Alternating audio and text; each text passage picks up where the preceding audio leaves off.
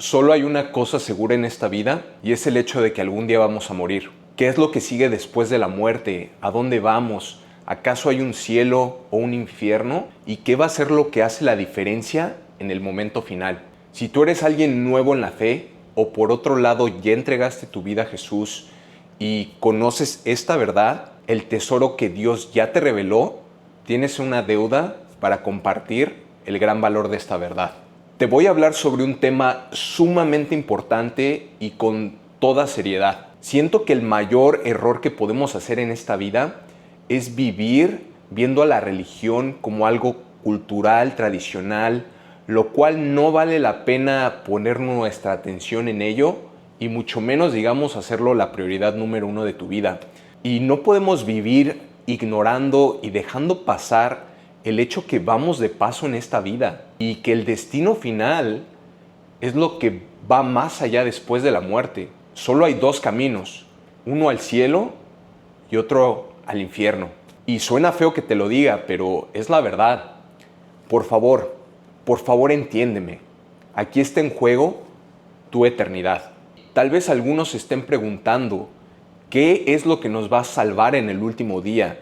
¿De qué es lo que debemos de ser perdonados? La realidad es que el Dios Todopoderoso del universo nos creó a su imagen y a su semejanza. Él desde el principio nos dio ciertas leyes y mandatos, los cuales reflejaban su carácter. Y la realidad es que cada uno de los seres humanos en la historia, incluyéndome a mí, a ti, han roto alguna de estas leyes o mandamientos. Y si nos ponemos a pensar, ¿alguna vez dijiste una mentira? Tal vez robaste un caramelo cuando tenías 5 años. Por ejemplo, el hecho de que Dios nos dijo que lo amaríamos a Él sobre todas las cosas y no íbamos a poner a ningún ídolo sobre de Él.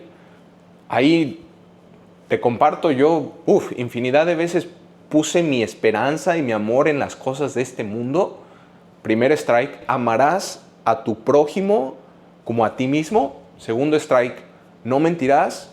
Tercer strike, ya estás afuera y todavía ni siquiera vamos a la mitad de los mandamientos. Debemos de reconocer que nos hemos quedado cortos, que no hay nada que nosotros podamos hacer porque básicamente ya perdimos.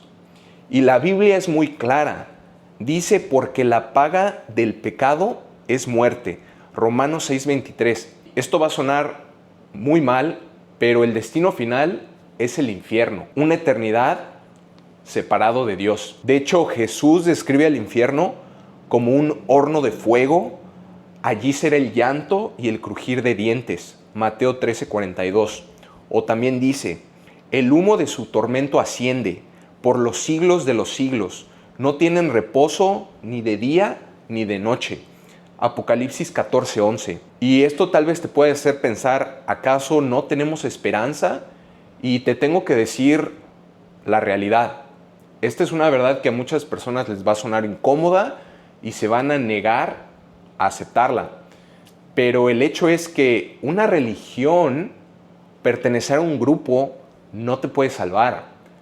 Hacer cosas buenas, tener obras de caridad con los demás, tampoco. Y ni siquiera el hecho de bautizarte.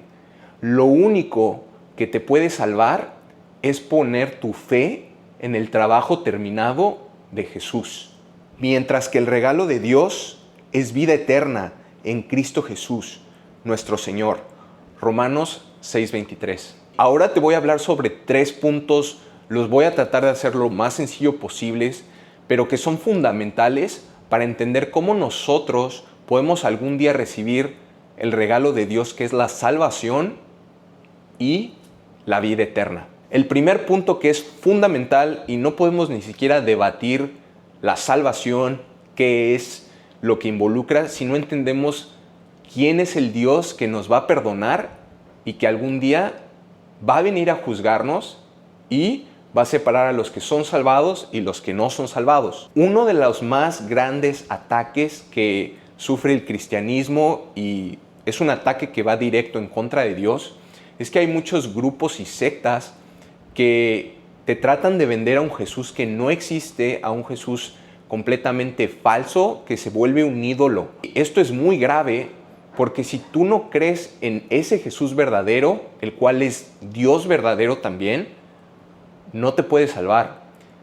Hay un evangelio el cual es incorrecto, es separado de la realidad, y ese es el problema. Mucha gente, incluso que ya está en la fe, están siguiendo un camino incorrecto. Y de hecho el mismo Jesús dijo: yo soy el camino, la verdad y la vida. Nadie viene al Padre sino por mí.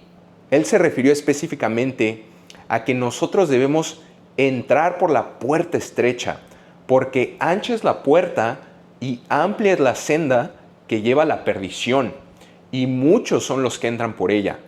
Pero estrecha es la puerta y angosta la senda que lleva a la vida, y pocos son los que la hallan. Mateo 7, 13 a 14. Y Jesús fue muy específico y más claro no podría haber sido. Dijo: yo soy la puerta. Si alguno entra por mí, será salvo, y entrará y saldrá y hallará pasto. Juan 10, 9. Debemos de entender que creer que Jesús es Dios verdadero es fundamental. Y si tú eres alguien que aún tiene dudas o está un poco confundido en saber quién es Dios y cómo las personas, Padre, Hijo y Espíritu, juntas conformen al Dios verdadero, te invito a que veas este video que ya subí a mi canal. Pero vamos a continuar con otros, básicamente frases y pasajes que nos revelan la naturaleza de Jesús. Él dijo: por eso les dije que morirán en sus pecados, porque si no creen que yo soy, morirán en sus pecados. Juan 8:24. Aquí básicamente Jesús se estaba refiriendo a todas esas personas que cuando Él vino lo rechazaron, no creían que era el Mesías, no creían que el Dios todopoderoso del universo iba algún día a dejar su gloria, humillarse y hacerse hombre. Algún día iba a estar comiendo con pecadores y recaudadores de impuestos, que algún día el Dios todopoderoso del universo le iba a estar lavando los pies a sus discípulos. Esas personas fueron soberbias, fueron egoístas y negaron la realidad que era evidente.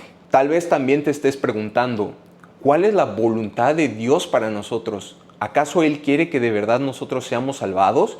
Porque esta es la voluntad de mi Padre, que todo aquel que ve al Hijo y cree en Él tenga vida eterna, y yo mismo lo resucitaré en el día final. Juan 6:40. Aquí Jesús nos reveló cuál es la voluntad del Padre. Y sí, Dios quiere que nosotros seamos salvados. Él es amor, cariño y compasión, y Él está dispuesto a dar el primer paso. Pero a final de cuentas, Dios también nos dio libre albedrío. No nos está forzando ni obligando a amarlo, sino eso no sería amor. Si nada más te está dando una opción y no hay nada más que escoger, eso es una obligación, no hay elección. Por eso Dios no nos puede forzar a amarlo, y lamentablemente si elegimos el camino que no lleva a Dios, lo rechazamos, básicamente es el camino directo al infierno. Una vez que entendemos quién es el Dios que nos puede salvar y que fuera de Él no hay otro camino, hay que entender lo que Jesús hizo por nosotros. ¿Cuál fue el sacrificio que una vez que lo aceptamos y lo reconocemos, podemos recibir la gracia de Dios? Y en el libro de Juan nos está mostrando un pasaje que fue cuando Jesús fue crucificado, ya en los momentos finales, un poco antes de dar su último aliento. Y Juan dice: al probar Jesús el vinagre, dijo: todo se ha cumplido. Luego inclinó la cabeza y entregó el espíritu. Juan 19:30. Esas palabras que Jesús dijo, todo se ha cumplido. En el griego original se usó la palabra tetelestai, que viene del verbo telio, el cual significa terminar. Y el contexto en el cual se usaba esta palabra era básicamente cuando alguien decía que se había pagado una deuda por completo, no el 80%, no el 99.99%, no. La deuda se pagó por completo, está hecho. Nos lleva también a pensar en un pasaje de Hebreos 1-3, el cual dice: después de llevar a cabo la purificación de los pecados, se sentó a la derecha de la majestad en las alturas. Hebreos 1-3. ¿Qué nos está diciendo aquí el autor de Hebreos cuando se está refiriendo que Jesús se sentó a la diestra del Padre? Y aquí a veces es inevitable pensar que Jesús se sentó a la derecha literal del Padre, y yo creo que esto también tiene un sentido que va más allá, y el significado es que Jesús, al sentarse, básicamente está dando a entender que su trabajo está terminado, que tetelestai, se pagó, está hecho. Y podemos pensar como punto de referencia en el Antiguo Testamento, cuando los sacerdotes antes presentaban las ofrendas ante la presencia de Dios en el tabernáculo, que era este lugar donde básicamente estaba la presencia de Dios. Básicamente no había sillas, porque los sacerdotes tenían que estar haciendo este trabajo constante en presentar las ofrendas, porque no había sangre tan digna y tan pura que básicamente cubriera esa deuda que se tenía que pagar por el pecado de nosotros. Pero por otro lado, Jesús completó ese trabajo. Él es nuestro sumo sacerdote. Y esto es muy importante porque es un recordatorio también para nosotros que nuestra fe no está basada en cuanto más podemos hacer, sino en recordar lo que Jesús ya hizo por nosotros. Y hay ejemplos que nos prueban esta verdad. Si nosotros pensamos en aquel ladrón que fue crucificado junto a Jesús, en el Evangelio de Lucas dice: entonces Jesús le dijo, en verdad te digo, hoy estarás conmigo en el paraíso. Lucas 23:43. Aquí el ladrón no tuvo tiempo ni de bautizarse, ni de servir en su iglesia, ni de ir a predicar el Evangelio. Él puso su fe en Jesús, tuvo un arrepentimiento y un encuentro genuino. Y la Biblia también dice que si confiesas con tu boca que Jesús es Señor y crees en tu corazón que Dios lo resucitó de entre los muertos, serás salvo. Romanos 10:9. Si tú te arrepientes, de verdad tienes un encuentro genuino con Jesús, reconoces tu pecado y pones tu fe en el trabajo terminado, tetelestai, está hecho, no hay nada más que hacer.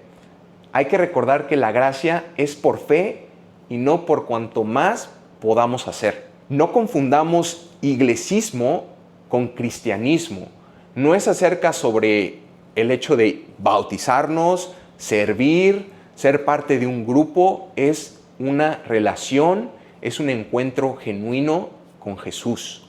Esta es una invitación que yo te hago a que tengas ese momento de intimidad con el Espíritu Santo. Medites en si ya entregaste tu vida a Cristo, si ya se está viendo reflejado en tu vida, si ya dejaste ir esa vida de pecado que antes tenía, si ya no eres esclavo del pecado que tanto te detenía, porque la realidad es que siempre vamos a estar peleando esa batalla dentro de nosotros hasta el último momento de esta vida, pero ya estamos peleando, ya no estamos muertos en nuestro pecado, ya estamos peleando, ya estamos resistiendo a través del poder del Espíritu Santo. Pónganse a prueba para ver si están en la fe. Examínense a sí mismos. Segunda de Corintios 13:5. Eso fue todo por hoy. Bendiciones, de verdad que el Espíritu Santo les revele esta verdad, les ayude a entregar su vida genuinamente a Cristo Jesús. Toda la gloria y el poder a nuestro Señor y Salvador, Jesucristo. Amén. Que Jesús los bendiga.